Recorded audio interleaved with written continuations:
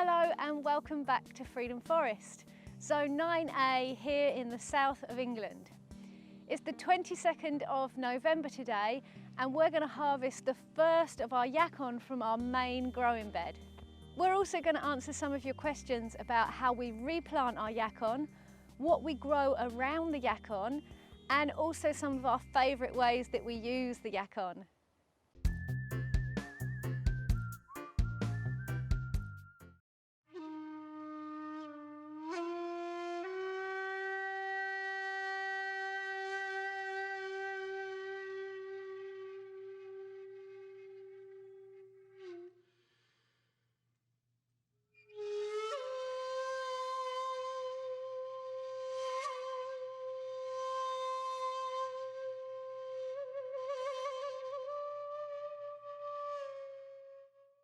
It's late November, so some of the crops that we've had in this area we've obviously harvested already. And some of the crops, like the Yacon, are starting to be affected by the colder weather. You can see the tops have all been burnt off here now, but that is completely normal for this time of year, and the plants and the tubers underneath are still completely fine. In this big area right in front of us here, we grew our main potato crop this year. And the potatoes we planted up to about half a metre to a metre away from the base of the Yacon plants. Dotted around, all around the edges of the bed, we've got some mashua plants, and the mashua vines just weave in and out of everywhere. We've got flax planted on the bank directly behind the Yacon as well. We've got loquat trees and cannas over here. And then something that we're really excited about, we've got strawberry trees also growing behind the Yacon, right behind them, and they're actually flowering at the moment, so maybe next year we're going to have our first crop from those. And all of these are perennial plants that are growing behind the Yacon.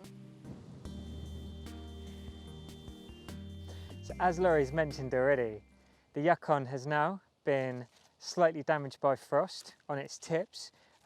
Yet further down the stems, the buds are still okay. Now, I'm sure if we had very mild winters, they would probably stay like this and regrow from the stems if you didn't harvest them. But here, we get roughly down to about -5, which is enough to turn these fully brown when we get the harder frosts come January and February. What we're going to do now is harvest this plant here, just because it's at the front. And what I'm going to do first is just take some of these stems back so we can get to the base of the plant a little bit easier. So we've got some of these buds down here, and you can see there's still some young bit of growth at the bottom there that hasn't been affected by the frost. So although Yacon is a perennial plant, which means left to its own devices in its native habitat, in the Andes, where it's been cultivated for hundreds, if not thousands of years by the native people, it would just grow back year on year, maybe even remain evergreen.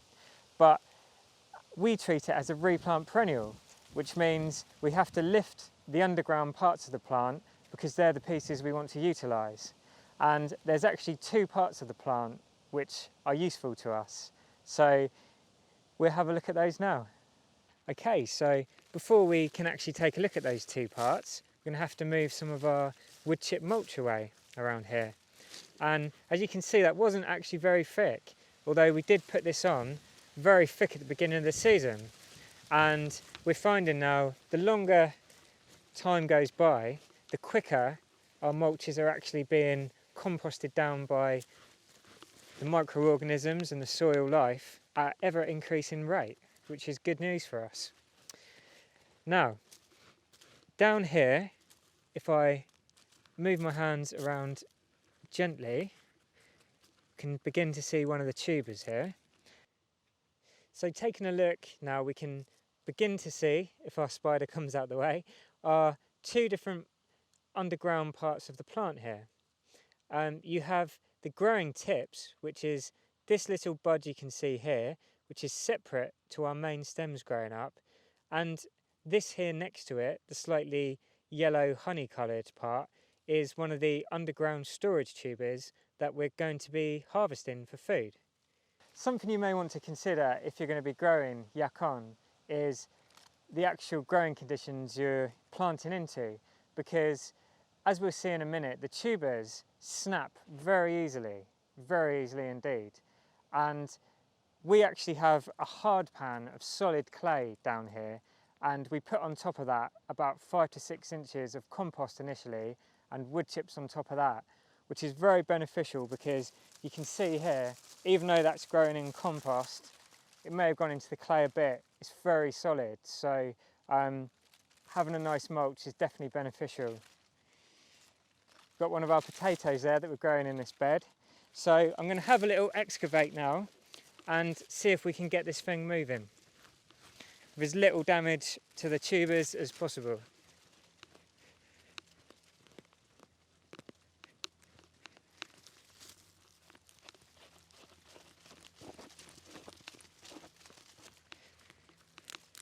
Right, we're getting some movement now, so I think we can maybe go for the big pull. Here we go. Look at that. Let's try and knock some of that off there.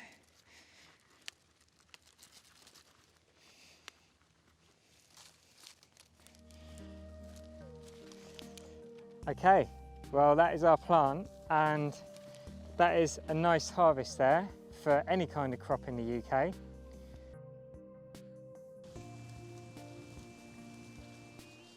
Now that Dan's lifted this plant out of the ground, you can see quite clearly the difference between the tubers, which is the edible part that we're going to harvest, and these bobbly sort of white purple coloured growing tips here. And this is the part that we're going to replant now, which will generate next year's harvest.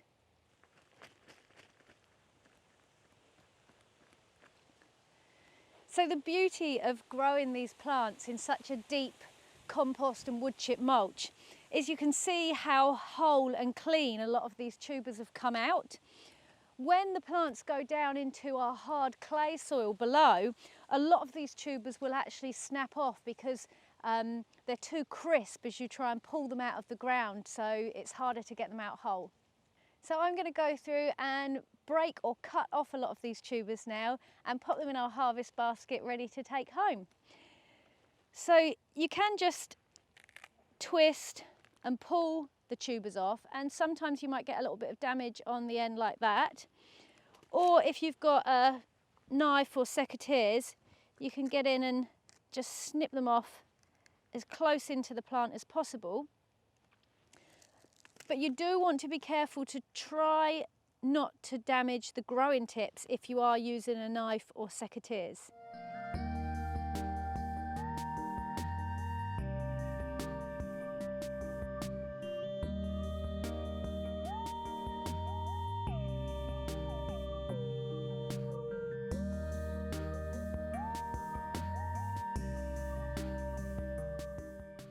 And this plant is actually going to make a great division, because here we've almost got a separate plant in itself with its own growing tips, and that's going to come off really easily from this big clump here.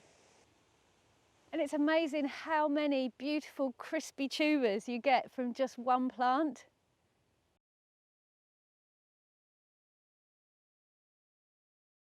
So we've now separated those tuberous-y energy storage parts of the plant that the plant throughout the growing season is putting its energy into for next year to really spring away.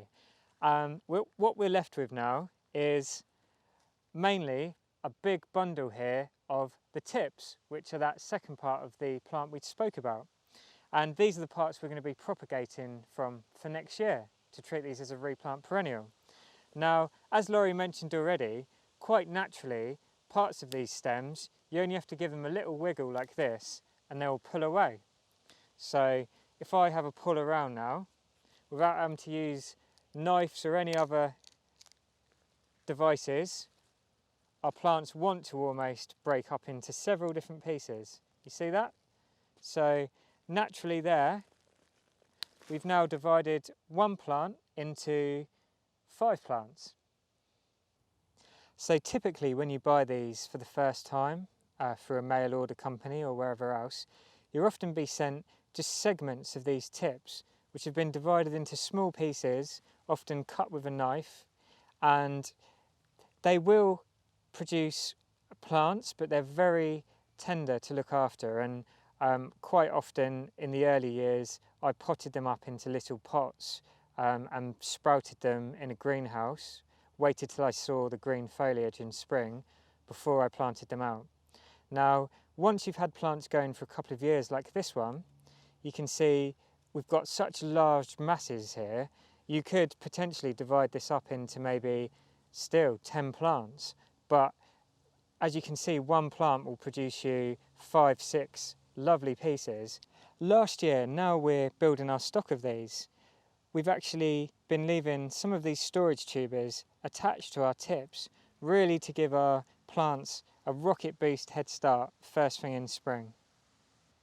Here's another lovely example of one of our divided plants with the stem, the growing tips and a bit of storage tuber attached, ready for us to replant this, which we'll show you how to do now. Now, something we've been trialling since we've been growing these for the last 3 or 4 years is actually, as I mentioned, replanting these directly back in the ground for winter. Now, some of the research I've done has suggested that these will be hardy to around about -5, potentially a little bit lower, Celsius that is. And I found that is true. It's definitely true because they've grown back every year for us, but we do put a mulch around them.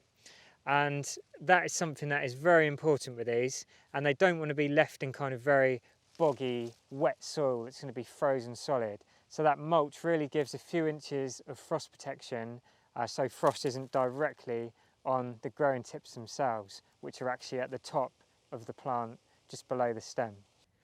All right, so our plant's down in our hole now. Our tips are just below what will be our soil level. Just going to remove a couple of these roots here, which we don't really need now.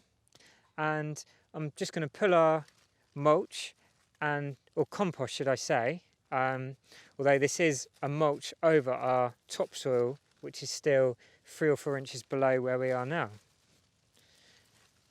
So that in itself is covering our tips now, and then we're going to pull our wood chips around the plant, further mounding it up very slightly.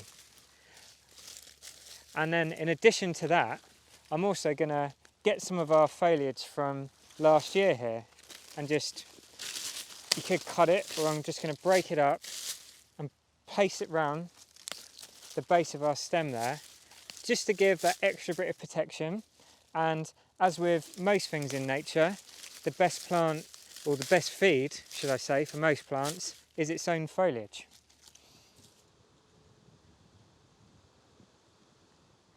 So these tubers here can actually be eaten fresh exactly as they are, and they're really nice and crisp, but they have got quite a plain flavour. So what you can do is take them and put them somewhere warm for a week or so, and they're softened ever so slightly, but the tubers become much sweeter to eat. I really enjoy eating the tubers super fresh and crispy straight from the ground, but Dan prefers them being sweetened up as much as possible. He likes them that way, and he says he thinks they taste like sugarcane. The tubers will store at home for a month or more, we find. But what we have found is really successful for us in terms of making the harvest last throughout the whole of the winter is leaving the plants in the ground and just harvesting them as we need. So like you've seen today, we just take a small basket home at a time, sweeten them up, enjoy those for a week, and then we'll do the same again a few days later and get another batch going. So this is in essence our natural refrigerator. We've got these 4 beautiful chunks of Yacon to replant now.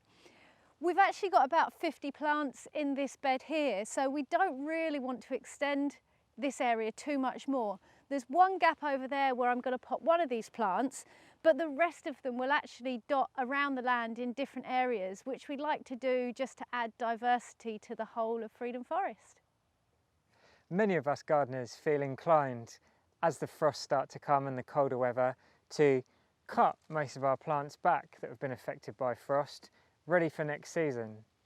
One of the beautiful things about not doing that in this case is that it leaves a very clear line between the ones that we have harvested already here with the stems cut and those that we've still got in our storage fridge.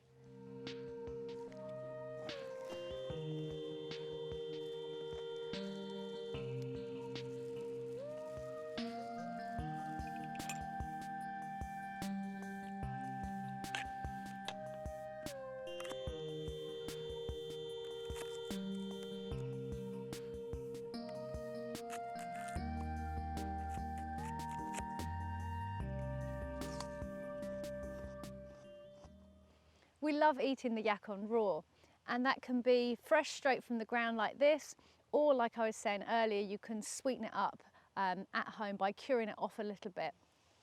We eat it a lot raw, just snacking on the whole tubers sometimes, or we grate it into a coleslaw type salad quite often. That's actually one of our favourite ways to use Yacon. You can cook with it also, and it's great in stir fries or in curries or in any other hot dishes you think that it would go. We also make Yacon syrup out of these big juicy tubers, and we made a video on that last year, so check that one out too if you're interested.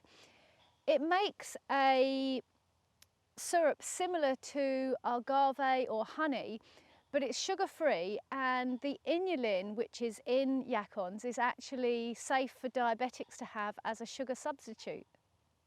As Laurie mentioned, I'm not a massive fan of these straight out of the ground, but after a week or so, they're my absolute favourite. And I also find the skin is so fine on these. You see this with a knife, you can literally just run down and it comes off. And before I eat mine, I like to do that because the skin has a very slight bitterness to it.